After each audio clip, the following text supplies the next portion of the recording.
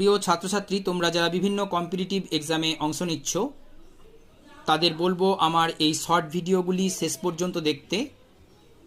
আমি তোমাদের WBCS এর 2005 সালে যে প্রশ্নগুলি এসেছিল সেগুলি নিয়ে আলোচনা করছি। তো এই প্রশ্নগুলি নিয়ে যদি তোমরা আলোচনা করো তো দেখতে পাবে যে ম্যাক্সিমাম কম্পিটিটিভ এক্সামে এই ধরনের প্রশ্নই কিন্তু সিলেক্ট হয়। তো প্রথম প্রশ্ন দেখো, দন্ত চিকিৎসকরা ব্যবহার করেন কি? উত্তল আয়না, অর্থাৎ অপশান ডি। সমস্যা সমাধান হয় এর জন্য, কিসের জন্য সমস্যা সমাধান হয়? অপশান বি, অতীত অভিজ্ঞতা। তারপর 3 নম্বর দাগের প্রশ্নটি দেখো, কোলেস্টেরলের প্রকার। কোলেস্টেরলের প্রকার হচ্ছে অপশান এ, সংপৃক্ত স্নেহ পদার্থ। তারপরে 4 নম্বর দাগে যে প্রশ্নটি রয়েছে দেখো, নিম্নোক্ত প্রাণীদের মধ্যে কোনটির দেহখণ্ডক সর্বাপেক্ষা কম? অপশান এ, কৃমি, দেহখণ্ডক সবচেয়ে কম। নেক্সট হচ্ছে 5 নম্বর দাগের প্রশ্নটি দেখো, পৃথিবীতে নাইট্রোজেনের সর্ববৃহৎ সঞ্চয় হলো কোথায় বেশি হয়? অবশ্যই বাতাসে, তাই না? Option B. 6 নম্বর দাগে, যে পদ্ধতিতে এলপিজি সিলিন্ডার থেকে গ্যাস মুক্ত হয় তাকে বলে, কি বলা হয়?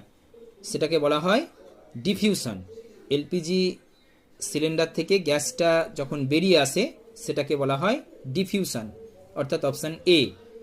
7 নম্বর দাগের প্রশ্ন দেখো, টেলিস্কোপের নলের উভয় প্রান্তেই থাকে, কি থাকে? অপশান সি, সম উত্তল লেন্স। তারপরে নেক্সট হচ্ছে 8 নম্বর দাগের প্রশ্ন, একজন পুরুষের রক্ত সংবহন তন্ত্রে রক্তের পরিমাণ কত? Option C, 5 litre.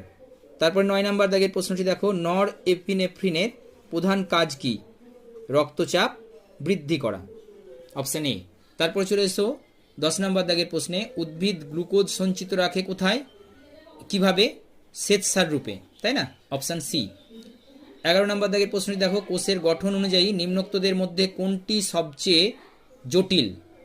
Option D, ছত্রাক। 12 নম্বর দাগের প্রশ্ন, এক্স রশ্মি যার মধ্য দিয়ে যেতে পারে না, এই প্রশ্নের উত্তর হচ্ছে অপশান বি, হাড়। এক্স রশ্মি মাংসপেশি ভেদ করতে পারে কিন্তু হাড় ভেদ করতে পারে না। 13 নম্বর দাগের, একটি অ্যালার্ম ঘড়িতে কটি কাঁটা থাকে?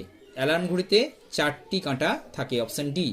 14 নম্বর দাগের, ভিটামিন সি এর বৈজ্ঞানিক নাম, এটা হচ্ছে অপশান সি, অ্যাসকর্বিক অ্যাসিড, তাই না?